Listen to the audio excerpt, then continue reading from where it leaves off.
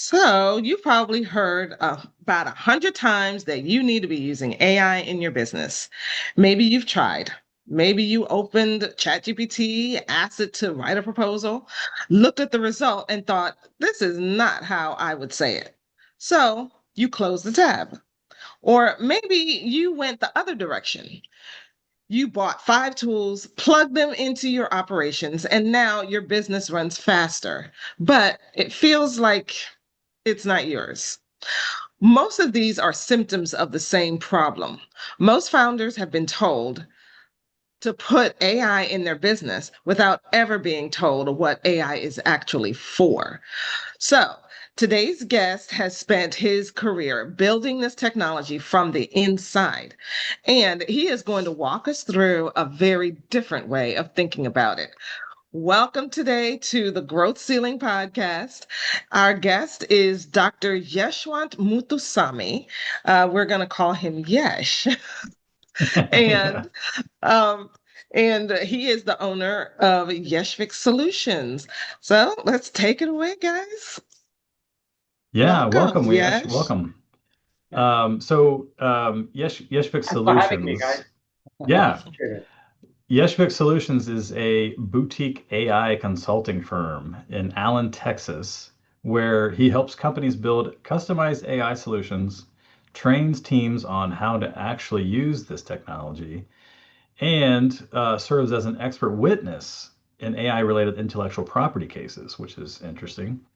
And before that, Yesh had spent years inside companies like Samsung Research America, Nokia, Toyota, and Texas Instruments, working on AI long before it was a headline. He holds 7 patents and over 30 peer-reviewed publications.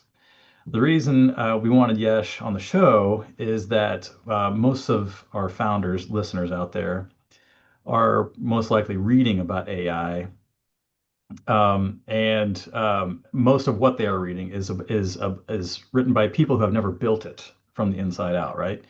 So Yesh has, and he has a perspective on how to use it that I think is going to be land pretty hard for anyone in our audience. By the way, it's Dr. Yeshwant, so just so you know, yeah. All right. So, Yesh, you've been working in AI, Dr. Yesh, for decades, long before everyone else was talking about it. So, when you look at the way founders and small business owners are approaching AI right now, what is the pattern that you keep seeing? Sure. Thanks, Nathan. So here, I mean, the way I see it is I see a mix of reactions and and emotions, and it kind of spans the gamut from people who have thriving small businesses who are downright scared about AI to people who have jumped in with both feet but who have been uh, taken in by all the hype. So it's a wide range that I'm seeing, but the what I try to focus on in my coaching and my training and my consulting practice is to try and get the non-technical business professional to look at AI the way I think it needs to be looked at, meaning that it represents at the end of the day a set of very powerful labor compression tools. AI will let you do things much faster. It will spark new ideas in you that you probably would not have thought of yourself. But at the end of the day, you still need to be accountable for its output. You cannot abdicate your responsibility and your accountability to a large language model, saying that AI told me to do it or Yeah, yeah, AI said it was okay is not yeah, a valid excuse anywhere. yeah, Because at the at the end of the day, you are still responsible for your business. You are still responsible for taking the output of what AI gives you and then seeing whether it matches your voice and whether it matches the needs of your end customer. So that yeah. is what I try to impart to my clients and my students. So. That makes so much sense. We talk a lot on this podcast about the three main pillars: visibility, viability and value in a business, right? You want your business to be more visible to the right people, so you're attracting the right people, Right. and which leads to better, better clients, better leads overall. But then there's also that viability layer where you want the business to function well, which touches many different areas, obviously, right? Right. Not the least of which is customer satisfaction, their experience that they have when working with you. And so, like, to your point, if you're leaving it to the AI and leaving everything up to them, well, the AI said it, so it must be good. Post it. That's a recipe for disaster. Right. Um, and the way I see it, like using AI well fits into that viability portion specifically because your internal systems and decisions are either going to, support it, or they're going to break under the usage, right? Right. And so there's a phrase that I kind of want to start with. You say that humans need to be at the helm of AI, not just in the loop. Right. So what's the difference, and why does it matter so much for a small business owner? Well, because once again, I mean, you understand your business. You've put in the blood, sweat, and tears to Yeah, get that business to where it is. Now you want to use AI or AI tools to optimize it, to smooth out all the wrinkles, and that's a great thought. But you have to approach it in a very intentional way. You have to approach it without losing sight of the end goal. What is it that you're trying to accomplish with AI? What are the pain points that you want to address with AI? Things that you or your staff are doing on a daily basis that is time consuming, labor intensive. Those might be the low hanging fruit to have AI tools address that. That frees up time to for you to do other tasks, more long-term, more strategic tasks. And there is also this people management aspect of it. I mean, in a small one-person, two-person firm where both the founders are on the same page, it's not that big of a deal. But as you begin to grow, there is this widespread fear that AI is out to take my job. And that is true only to a very small extent. But as I'd like to tell my clients and my students, AI is not going to take your job. But the guy or gal who knows how to use AI effectively is yeah, most certainly going to take your job. yep, So you need to you need to make it a top priority to educate your team members that this is not about replacing you. This is about making you more productive in what you're doing. I mean, if you had yeah, a junior employee whose main task was writing Excel formulas and making sure that the Excel sheet gave out proper charts, that can be now offloaded to an AI tool. That's going to get it done much faster. But that doesn't mean that an employee who might be a really smart kid can't be doing something else. It's all about upskilling them. It's all about showing them how to use AI and what you can do if you are going to offload a few tasks that AI can now do. And yeah. there are a lot of tools that will help you do that. Do And you find that a lot of business owners, founders are treating AI like a magic button? You some of know, them are, yeah, but the smart ones or the ones who have been burned in the past are not. But yeah, but I see some of them treating AI like, oh, I have. I mean, it's kind of funny for a lot of people. AI is Chat GPT and Chat GPT is AI. And right. I've It's like even had Kleenex. I've, I've even had people walk up to me and say, this AI thing is so cool. It started in November of 2022. I kind of cringe when I hear statements like that because Yeah. AI has been around, I mean, since the 1950s. The first known paper on AI was written by Alan Turing in Wow. 1950. And the Yeah. title of his paper was Can Machines Think? Yeah. The That is Turing quite test is, literally yeah. considered the origin Yeah. of AI. and it's a great paper. If you ever want to get a feel for how brilliant that guy was, I Mm. I would I would highly recommend going through that paper, because that shows how this whole thing started. And Yeah. so I always start my workshops or my courses with a quick timeline and evolution of AI from that paper to where we are now. Not because I want to bore people with a history lesson, but because I want to show people in just a few slides, or maybe even one slide, to show the progression of thinking, how we have come from that paper to now we have things like Claude and ChatGPT 5.4 and Grok and so on, and so Yeah. forth. It's been a fascinating journey to see the progression of human thinking. Uh, Yeah. I could imagine Questions. that could be its own series of episodes. yeah. Yeah. Um, Well, so now for that oh, go ahead. sorry. Can I ask this question real quick? Go ahead, go ahead. So you've been in the AI space for a lot of years.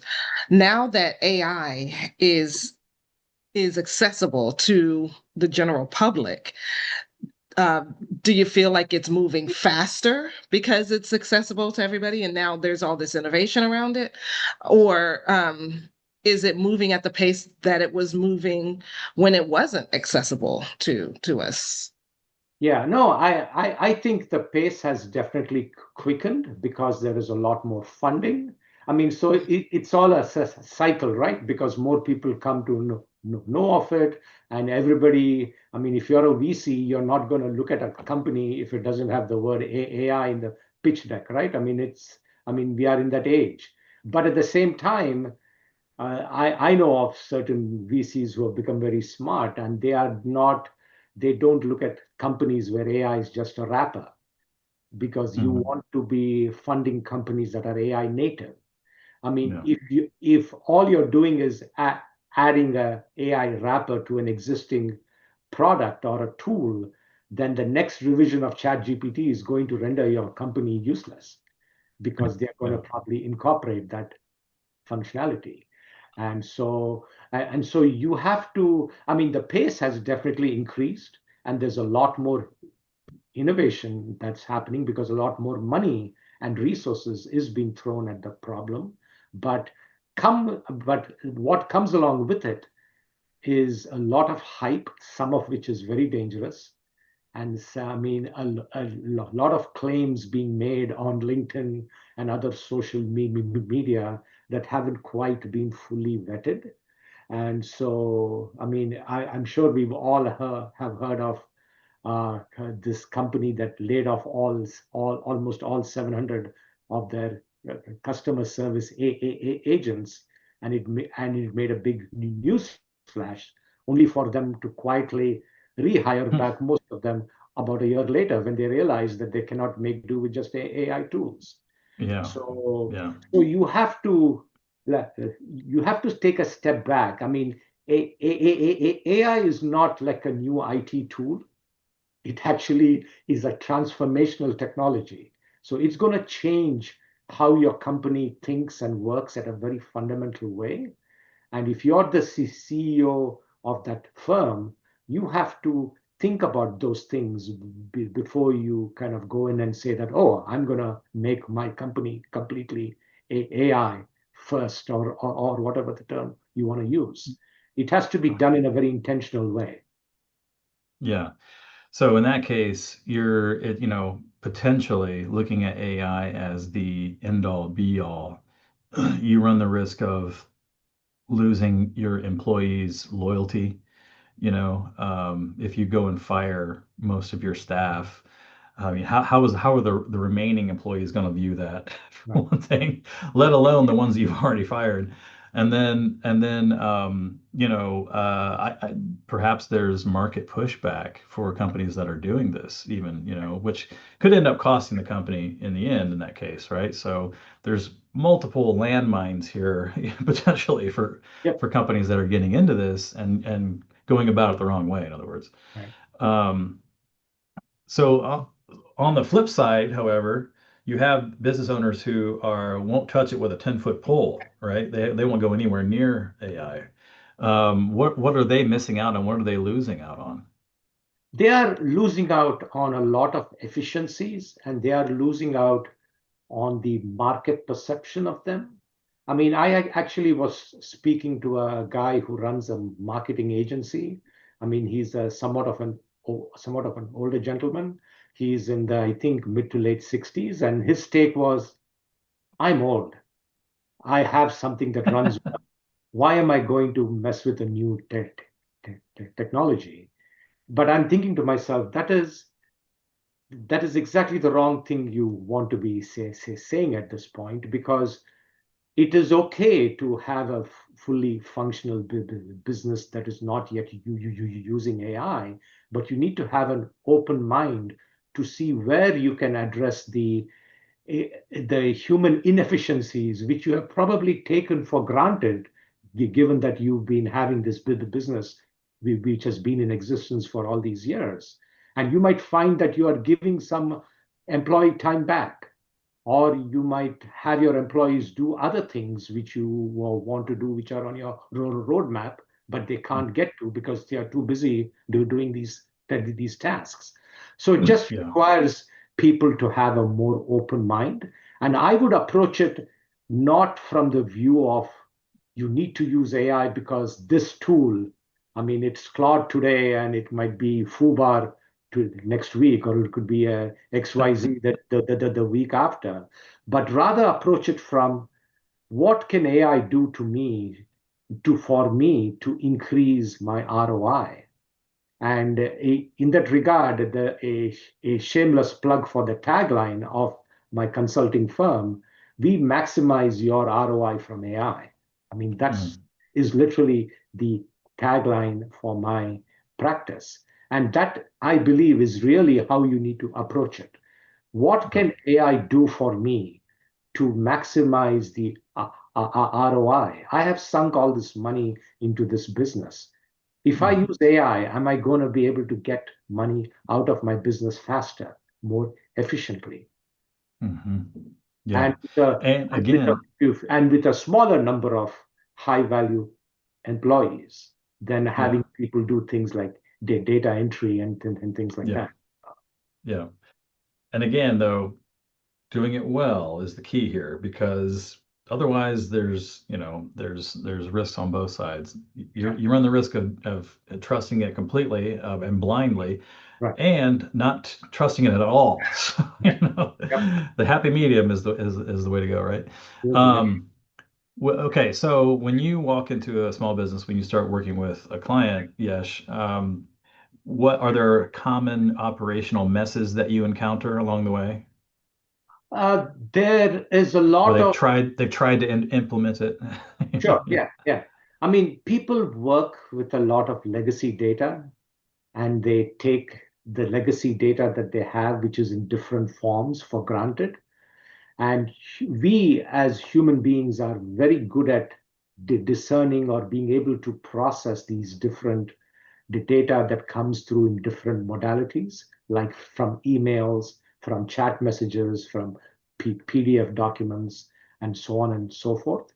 And so they have this perception of, oh, I've heard that AI can help me extract more value. So I have data, there is AI here, and the next box has to be the value which I extract. What they tend to miss out at, that is just the tip of the iceberg. That's what you see on the surface. Under the data is a whole thing about normalizing the data, putting the data in the form that the AI model can understand. Hmm. You and I are able to synthesize information from a Slack message, an email, and a text and a PDF document into a coherent whole. An AI model will not necessarily be able to do that unless it is given Hmm. proper training or guidance. And Yeah. and then there is a big issue of bad data. I mean, the old adage, which was first coined back in the 60s, still holds: garbage in, garbage out. you Ego. you could have the best AI model in the world, the most Yeah. expensive model, but if you feed it garbage, it's going to give you garbage as output.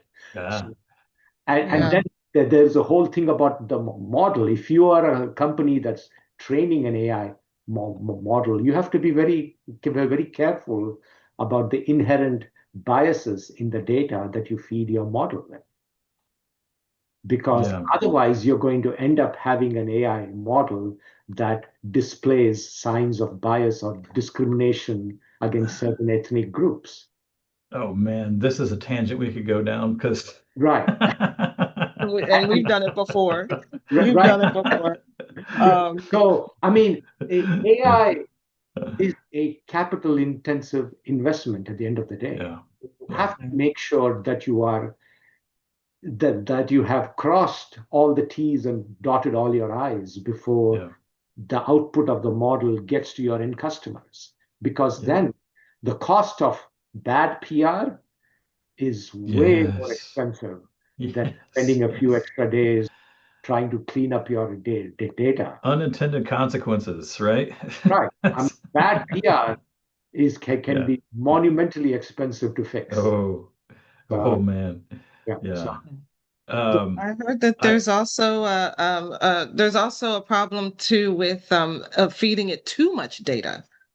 sure. I Yeah. was I'm working with a friend of mine, and he was telling me about how he had he's just getting off the ground, starting his business, and um I think he was looking for advice from several different like marketing experts, and so he put together a Word document that had advice from Myron Golden and Alex Hormozy and Russell Brunson and all these different people, and I said to him, and he was like, okay, so I put in all this stuff, and and ask it to give me advice for whatever it is I want to do, like how to put together a webinar, how to put together this or that or the other thing. And I'm thinking, and I told him, I said, yeah, but Myron Golden and Alex Hormozy have different philosophies on certain things, and Russell Brunson may yeah. have a completely different philosophy than the other two on certain things. So I was thinking, Yeah. okay, uh, how does the AI not get confused when you're giving it so much and then asking for a concise advice out of it?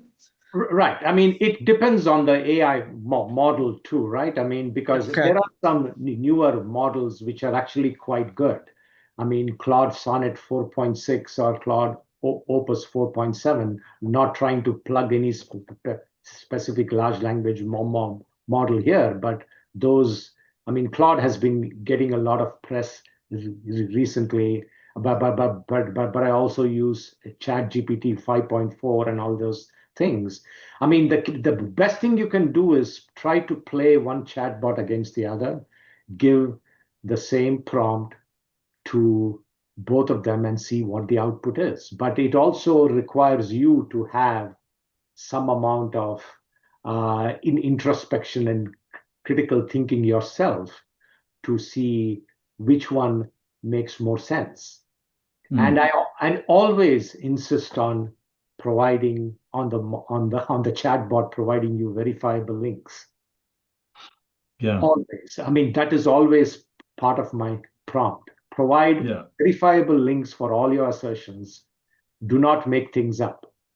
And so, Yeah. because I have reams and reams of examples from ChatGPT where it has just blithely made things up. But Yeah. when I go back in and say, I don't think what you're saying is true, can you please recheck that? It immediately backs off and says, I'm sorry, I made a mistake. Yeah. I found that too. Yeah, It'll, I'm asking it to, write something up for some marketing project that I'm doing, and it will put in testimonials, even though I fed it my stories, my case studies, my testimonials, and it's still making up stuff. And I said, well, where did you get this? Because I don't remember this being in my list of stories. Oh yeah, I'm sorry. yeah. I made it up because I thought it was a more perfect story for this scenario than this other thing that you had. Yes, I mean, so you have to be, I mean, it is quite literally like you hiring a young, bright-eyed, bushy-tailed young assistant Mm. to help you with your work. Are you going to throw a piece of paper at him or her on the first day on their job and say, now go do this, and then you go off and do something else?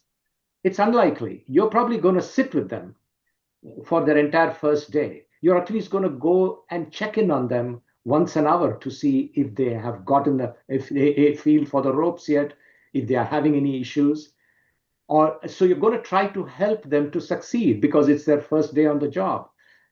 Using an AI chatbot is literally like that. You have to have a dialogue with them. Yeah. You need to have them work for you and not you working for them. So I just read recently, Mark Cuban said that the biggest challenge as far as like using AI in business is that the AI tools will often provide different answers to the same question. yep, And so the consistency is a big issue. yes, Um, but you know, there are some mitigating things that you can do there with, especially if it comes to holding it by the hand and training it, and right. being very literal and specific about what you're looking for. Yeah. Yeah, Um, and that's the reason I kind of refer to these large language models as than nothing more than probabilistic parrots. yeah. All they are doing is picking the most probable next word in the sequence based on their training data. That is all they are doing. They do not have a conscience. They are not sentient. They don't know you from Adam or Eve. Yeah. They are basically a probabilistic parrots. So they're Yeah. just picking the most probable next word in the sequence, and that's how they build their output. So to impart some kind of anthropomorphic re, re, uh, uh, character to them is not quite right. Now, Mhm. there is a lot of there are lot of models that employ reasoning engines during inference time. That is not part of the training data of the large language model. That all that reasoning is something that's put on top of the output to make sure that it makes sense. So it helps to Yeah. understand what is it that you are that you're actually dealing with. Does this mean All we right. don't have to say please and thank you to our bots? You will be, I mean, that's an interesting question. That makes you feel good, but what you're doing is you are actually expending more tokens Yeah. because the I have bot heard has, Wasting that. more water, Yeah. electricity. right. And now a lot of the companies are moving to a usage-based model. And It's so, true. and if they start charging you at API rates, then that can be quite expensive. Mm. Right. I Because just saw I someone. noticed Oh, like the AI, they respond to everything that you tell it. Like it feels like it always has to have the last word. So if I upload, I have an AI bot like responding to my text messages. If somebody sends a smiley face, it'll send a smiley face back yeah. and another message. Thank you so much. Please feel free to Yeah. reach out again if you have another. And I'm thinking, just leave it at the smiley face. Like, why are you? It's so verbose sometimes. Uh, But yeah, every message that you give it, it's gonna respond. And so yeah, and if you're paying by the message, yeah, that gets expensive if you're doing all the niceties, all the please and thank yous and all the rest of it. Although I do hear people say that they do that because, well, first of all, they're afraid of the bots taking over later. And if the bots are taking over, then they want the bot to remember that they were kind. uh, yeah. well, Yeah.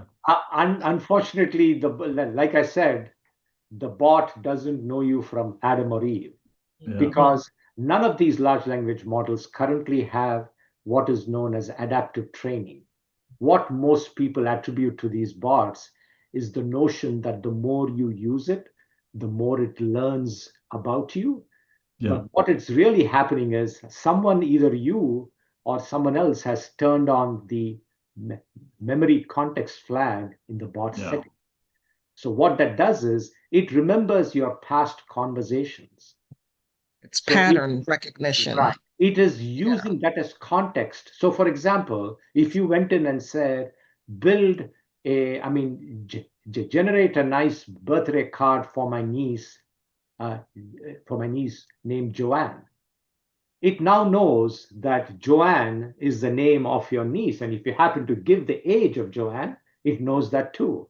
And if you turned on the memory context flag on, a few months later, you go in and ask something about Joanne, it remembers based on your past conversation that Joanne was your niece who's 11 years old.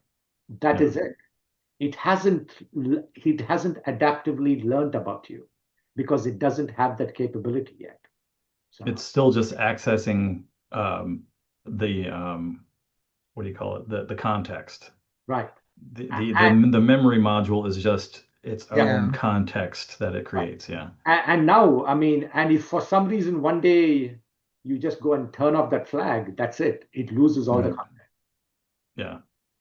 I heard, speaking of disasters here with using AI, I heard recently about someone who had a repeat, I can't remember what, it was a loop set up with Claude Cowork. And, talking about the API charges, it was charging him, it would send through the prompt and then have a 30-minute delay and then send the next prompt, which was a compilation of both of those, and it would just repeat. So what started at 50 tokens ended up at 800,000 after 26 hours. And it was like he lost $6,000 on this. So it's, yeah. Yesh, have you ever encountered, you can anonymize the story, but have you ever encountered where a company was thinking that they were using it productively, but actually there was a problem that was going on? Does that Well, I come up mean, at all? I was recently talking with the CEO of a construction firm. I will not say what aspect of construction, but Yeah, he had deep enough pockets to give the Claude Max seats to quite a few of his developers to build agents. And he's got a lot of agents in operation for his business. But he wasn't able to answer very simple questions that I was asking during the discovery call, that if he knew which version of Claude all those agents that were making use of. Hmm. He had no idea. I said that you don't want to be using a sledgehammer to swat a fly. For Yeah, example, Claude Opus 4.7 is the most expensive in terms right. of tokens. Yep. That's what the guy that on the loop, he was using Right. Claude Opus. That was part of why I was causing some crazy. And for people in the know, it's well established that you want to use Claude Opus as a strategic advisor if you're building agents, because for a lot of simpler tasks, Claude Haiku 4.5 is more than enough. If you Yeah. want to go up one step above in terms of reasoning, go to Claude Sonnet 4.6. Haiku is 5 times cheaper than Claude Opus 4.7. Yeah. Claude Sonnet is 40% cheaper than Opus 4.7. Yeah. It makes you feel good that you're using the latest and greatest, but it's like buying a Ferrari or a Lamborghini and take it grocery shopping, which is about a mile away from where you live. Right. Yeah. It makes you look good, but Yeah. two things: you probably can't fit a bag of groceries in the trunk of that Lambo. Right. Yeah. And you don't need a Lambo to go if all you're doing is going grocery shopping and the grocery store is about 1 mile away. Yeah. So it's like that. You do not need to use the biggest and the greatest and the latest just because Yeah. it's there. So Awesome. All right, so let's get into kind of like your approach on how you're actually thinking about these things. I know we've already started going down that path, but when a business owner comes to you and says, I know I should be doing more with AI, but I don't know where to start, what is your approach in that case? I always offer a free 30-minute discovery call with all potential clients, and the purpose of that call is for me to try and understand what is it that they are dealing with in terms of their data, what is the problem that he or she is trying to solve, and what is their pain point. I ask them to describe to me 3 or 4 tasks, or the top end tasks, whatever end they feel comfortable with. That is the most time consuming. That actually represents their pain point. And that gives me valuable insights to where I can bring in real value. And I'm a big fan of doing things step by step to try and pluck the low hanging fruit first, and to show immediate ROI, and then we can go on to the next task. So for Hmm. me, as part of my AI consultancy, I'm not pushing a specific platform or a product. I want to know what is it that you're trying to do, and how can AI help you. There Yeah. might be cases, and thankfully for me, there haven't been too many of those, that your problem is not an AI problem at all. It Hmm. might be a data wrangling problem. Hmm. And AI might help, but you don't have to use AI. But most of the time, if you are a if you are a firm that's dealing with data, and these days, who isn't, right? You get Yeah. Oh, yeah. so much of data from several different sources. There is usually a way to use AI to make your life a lot easier. So Yeah. that's what I try to focus on. And so you end up with a solution that is custom made for that client, for their business vertical, for their data. So So you describe AI as a labor compression tool. So what can you walk us through what that actually means? What kind of labor compresses well and what does not? right, tasks which are repetitive, Yeah.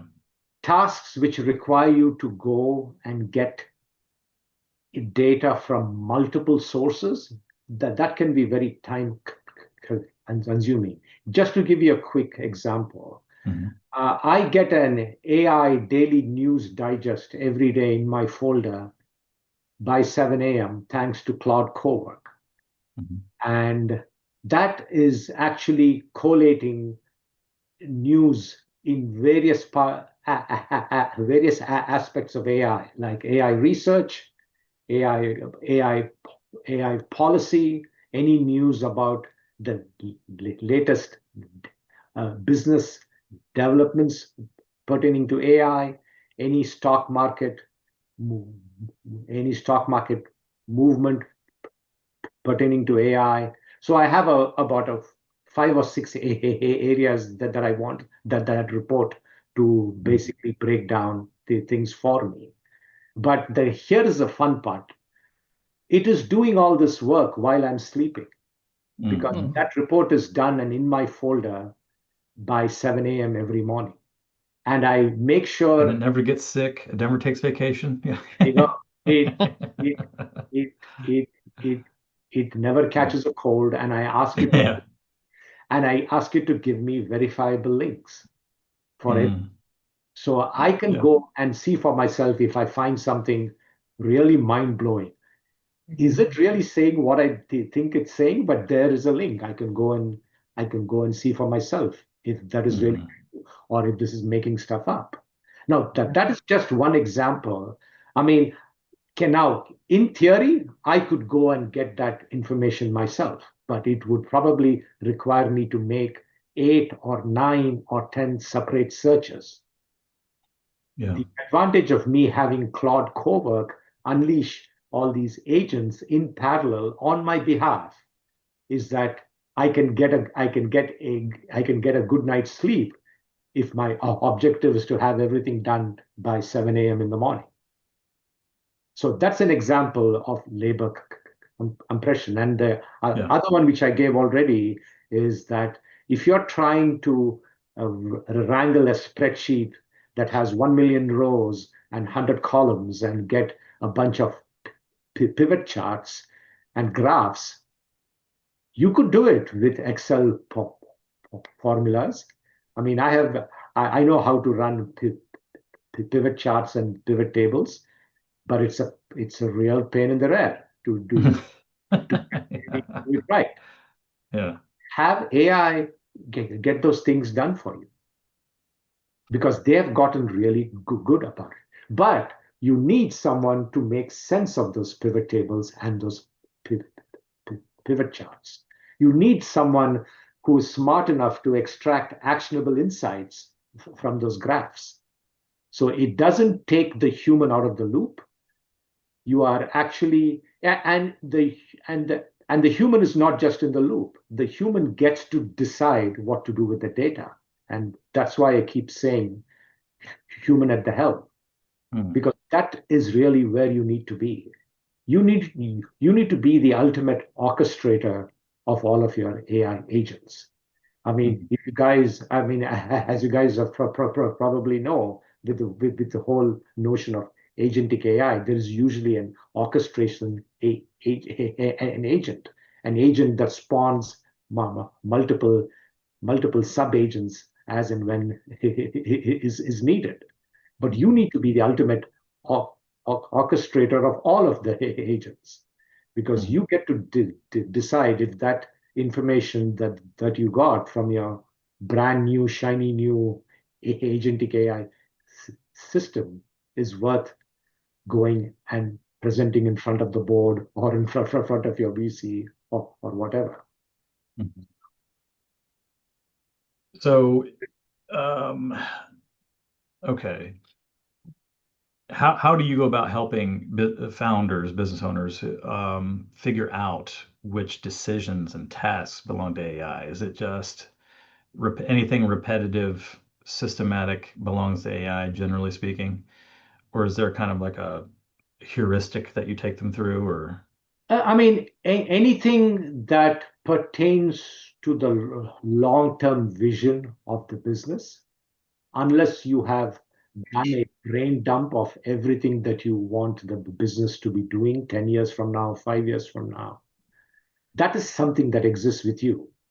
And for Mhm. those kinds of things, you can ask for input, but you have to make sure that you provide proper safeguards and you provide the proper context. But you Mhm. still want to be the final guy. And if you ask it for 5 options and it gives you 5 options and none of them make sense to you because they don't conform with your long-term vision of where you want to take the business, feel free to ignore all 5 options. It's just a program, Yeah, yeah, right? yeah, And yeah. So it's okay not to listen to the AI. right, Right, right. right. I mean, you want to go with your gut. I mean, Yeah, oftentimes going with your gut makes the most sense because it yeah. is who you are. It is what you want to do. So, Hmm. Okay. Um,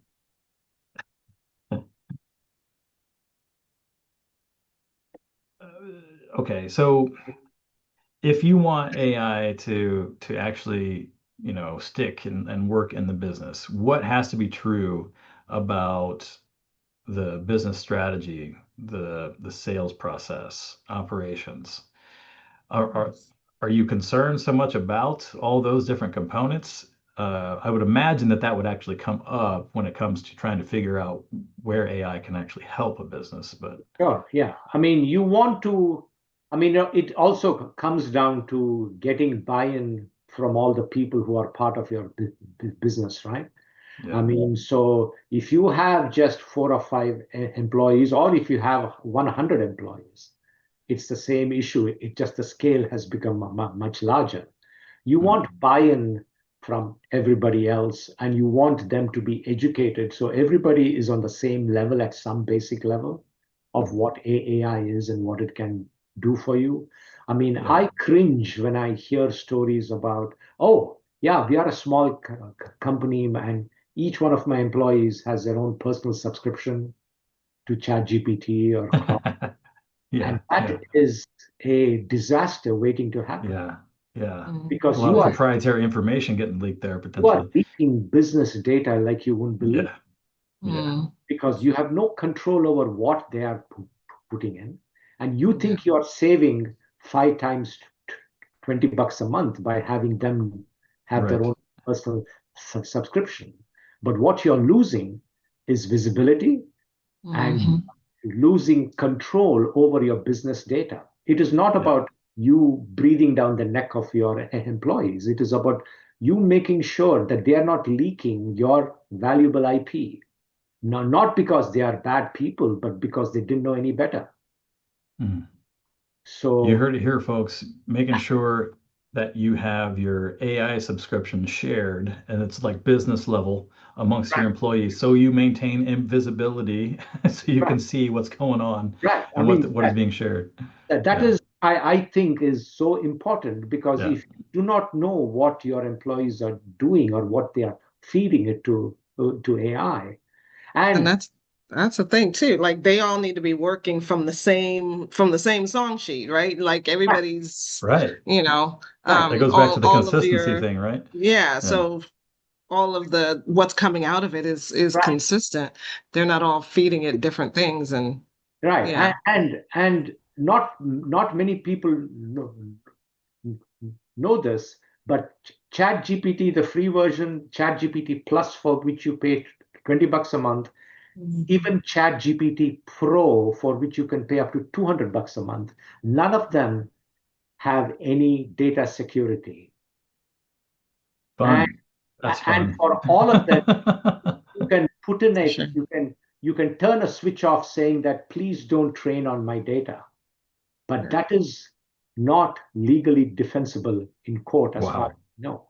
Oh You have wow. to go to ChatGPT team or ChatGPT business to get SOC 2 type 2 data security, Wow. and where OpenAI gives you a legally binding agreement saying that they will not touch your data for training. Wow. That is what you want. You want either Yeah. ChatGPT team or ChatGPT business. Yeah. I mean, Oh, Good most point. most small businesses won't qualify for ChatGPT and enterprise, because that really needs I think at least a minimum of 60 seats or so. Mm. But at least look at team or business, and the cost for those are not that much higher than the Yeah. ChatGPT. And so you also want role-based access, right? Mm. Yeah. Only certain people who are authorized and high enough in the food chain need to be accessing an external chatbot, which is hooked up to external servers, Hmm. where once you give it your company data as part of a prompt, there is no way of getting it back. Mm. So, Yeah. so Good this point. whole thing about role-based access, you don't want the junior intern who's there just for the summer to have the same level of access to ChatGPT as you have the CFO or the CMO. Mm. So, So we need to be strategic about how we're deploying our chatbots using AI inside the business, making sure that we're controlling who has access to it, right, for visibility's sake and security and proprietary information sake, and all that. right, And for consistency's sake, so that the messaging that's coming out, is unified and, we're not saying 10 different things. right. So yeah, all very important things to consider. All right. So let's get into like the multiplier effect segment here. When we're talking about like when we're doing this well, what does it look like? So when a business gets their AI implementation right, they have humans at the helm. We have all the data security, considerations, in place and implemented. What changes about the business that they may not have expected? They will find that things are operating smoothly. Their employees feel feel seen and heard because they are now doing real strategic work as opposed to being just doing busy work. And everybody feels that they're making a contribution. Things that can be done that you used to take hours or days now get done in a few minutes. But that doesn't mean that you just take it out of the output and out it goes. You have somebody looking over it, and so there is an aspect of of training. The external perception of your company as an AI forward and enterprise is going to cause more customers to flock to your company because they now see that, oh, these guys are doing something right.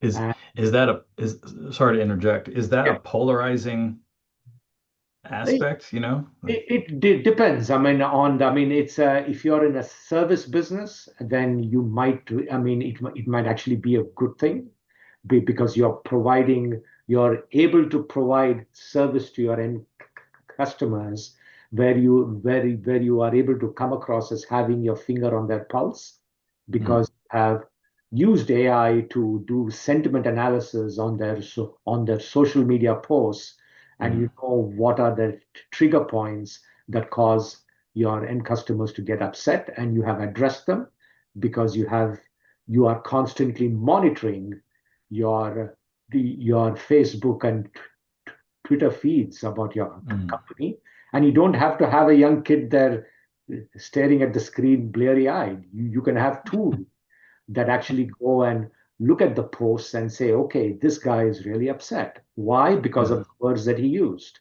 or because of the yeah, word combinations that he used. He also, hmm, this is the same guy who made a post last week.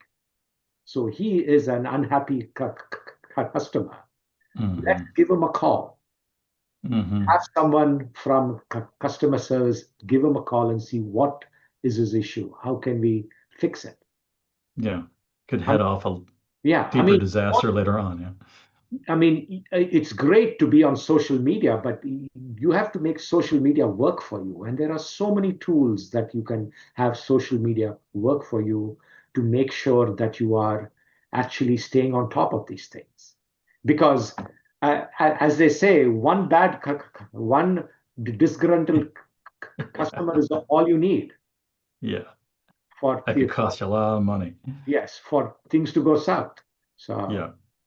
So you've seen this from both sides, yes, the technology side and the business side. So what you know, a founder who implements this in their business, what does their role start to look like a year after they've done so and it's done properly? Well, he's still the chief executive. He or she, the buck still stops with them. Nothing changes from that perspective.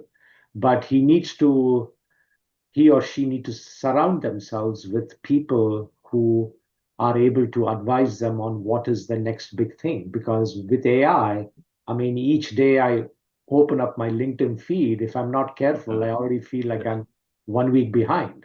right. But then you kind of take a step back and then you kind of sift through the hype and then Yeah. you realize it's not so bad after all. I mean, a lot of the posts on LinkedIn, it helps to understand, are generated mainly for clicks, mainly for Hmm. engagement clicks.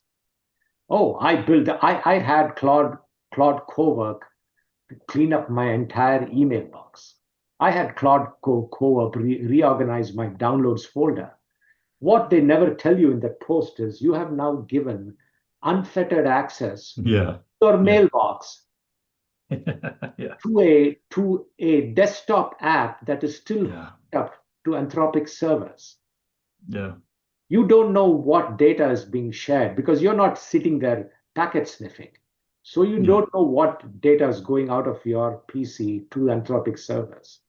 yeah. Good It, point. it is like inviting a stranger off the street and giving him your safe combination or Yeah, showing him where you store your expensive right, right. jewelry and your cat. Can you help me organize this? Yeah, Why would you do that?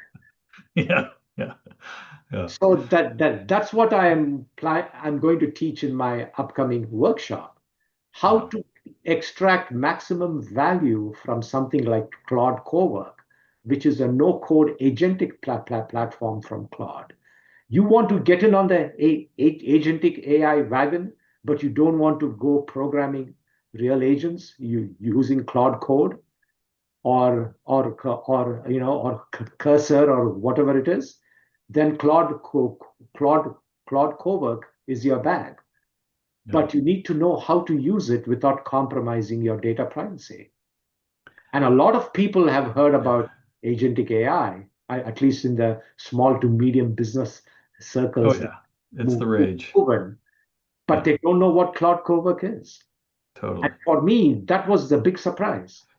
I'm Yeah. like, you don't know what Cloud Cowork is, but you just told me that you heard of agentic AI. Yeah. Yeah. So, That whole terminology, what is an agent? Like that could be its own episode, I think, too. But right. um, So it, we're, yeah, we'll include a link in the show notes and about Yesh's upcoming workshop. I want to make sure we're mindful of the time here.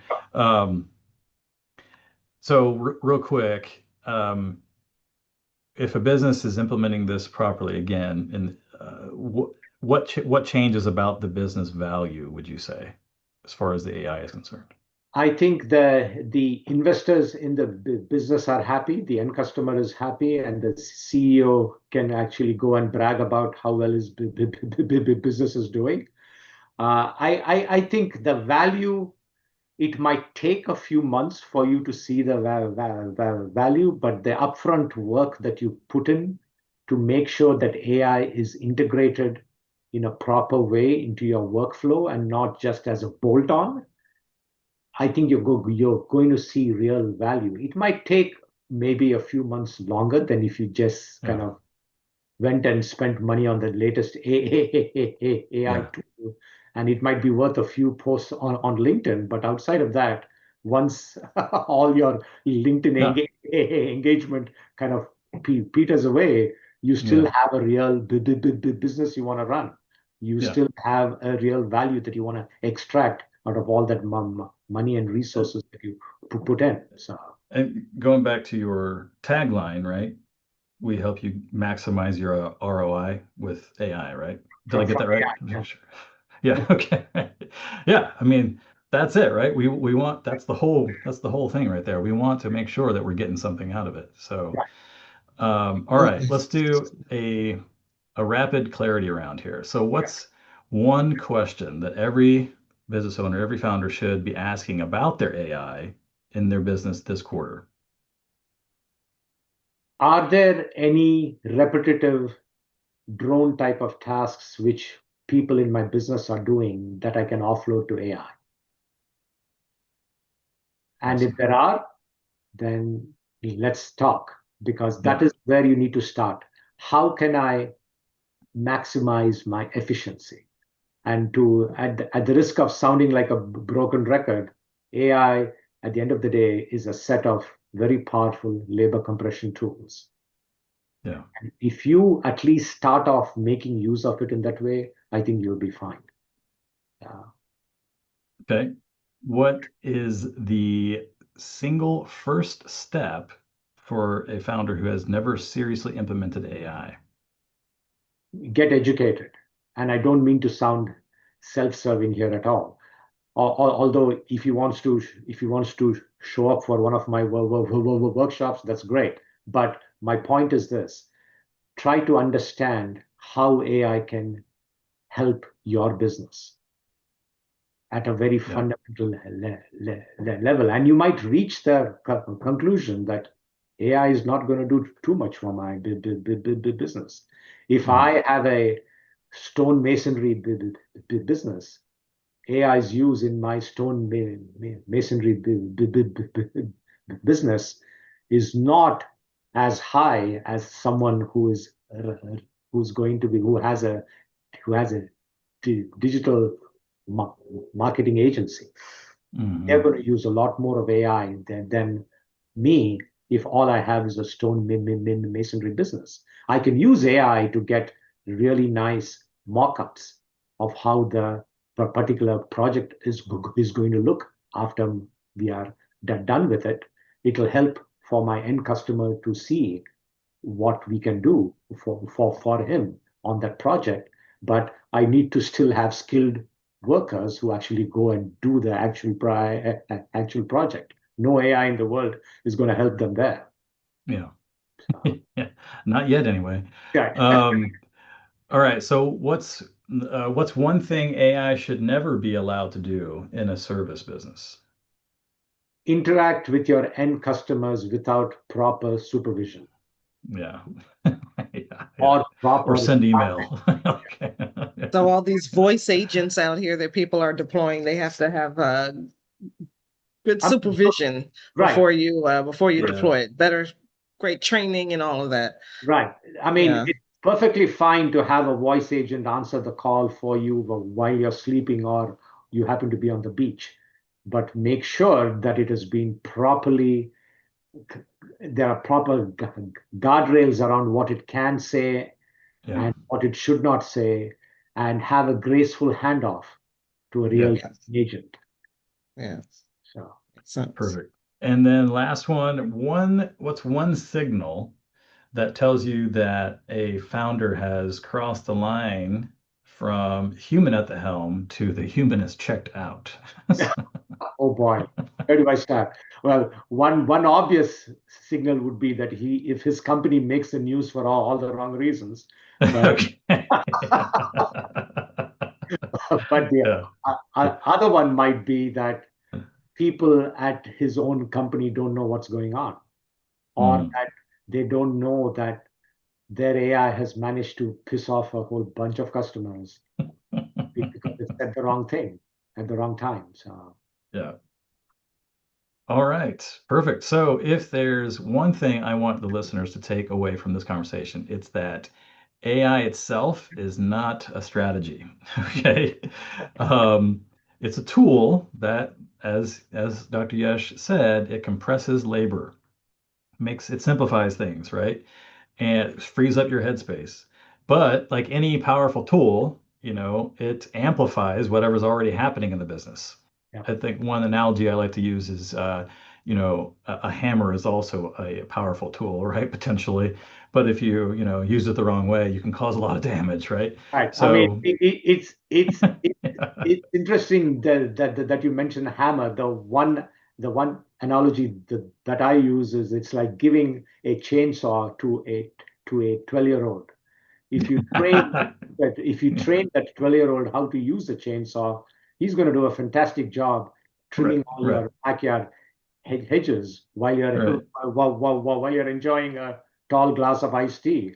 But he's Yeah, going to yeah. probably lose a limb or two and hurt the people uh, uh, who have Yeah, and you'd probably be lucky if that's all that happened. right. Yeah. So, Yeah. Um, Same. yeah. But if your operations are already running well, then AI amplifies that and makes it run faster, potentially, even more efficient, right? But if they're not, obviously the opposite is true. And so the business owners, the founders who are implementing AI and who are winning with this technology are going to be the ones that are at the helm, as you say, and not the ones hoping it's going to steer for them. If what Yesh has said here and shared has resonated with you, and you want to think more carefully about where AI actually fits in your business, head to yeshvik.com. He's the person I'd want in the room when these decisions are getting made. And he works with companies on everything from custom AI solutions to training your team to expert advisement. And as we mentioned earlier, he has an upcoming workshop was it May 29? yes, and it is an in-person workshop, so it makes sense only if you are in the Dallas Fort Worth area. Yeah. I suffer from severe Zoom fatigue when it comes to Yeah, holding workshops. So I'd fair like enough. I'd like to have an in-person interaction with my students, and Yeah. it's a half a day workshop, And the one-line description, which is also in the name, stop prompting, start delegating. There No you code go. agentic AI for your business. And it's basically Awesome. going to be using Claude Cowork. And it's going to be I'll show you how to use Claude Cowork in a privacy first way, meaning at no point will the privacy of your data be compromised if you follow what I am going to teach you in the workshop. Well, you heard it here, folks. If you want to join, and if you can make it down to Dallas area, join Dr. Yesh on his workshop. Do you have any online workshops? Not yet, no. I Okay. do have videos on my website of my talks Okay. and my appearances on various panels, but I don't Okay. have any courses in there. Gotcha. Okay. All right. Simone, you want to take us out? Thank you so much, Dr. Yesh, for being here with us today. Right. We appreciate the insights that you've given us, and I am sure that we are all going to start thinking about AI and agentic AI in a different way because of what you shared with us here today. And if you watching are uh, you've learned something, please put it in the comments. Let us know. What did you learn? What are you going to do differently because of this conversation? And what's your biggest takeaway? What's your biggest aha? And also share this with others. And if you want to hear more from more business leaders like Dr. Yesh, please subscribe to this channel and boost us in the algorithm so more of your friends can see us and more people will see us. Okay, there you go. And All you can righty. find us on Apple Music, Spotify, Amazon Music now. So there's no Yes. excuse, in other words. Look up the Growth Ceiling podcast if you are looking to get past that ceiling in your business. If you've hit a plateau, we are Yeah. here to help. And yeah, and click the links in the description. We're gonna give you a link to an assessment if you need help if you've hit that growth ceiling, then we can definitely help you. No obligation. Just meet with us. We're happy to meet with you. Anywho, we're done for today. So we will see you next time. Thank Thanks, you for everybody. being. Thanks, Dr. Yash. Bye. Appreciate it. Great And conversation. We'll probably have you come back for a part 2 and 3, I think. sure. But Yeah. okay. I love AI is talking moving about fast. AI. I can talk all day, as you guys have realized. Oh man, there's just so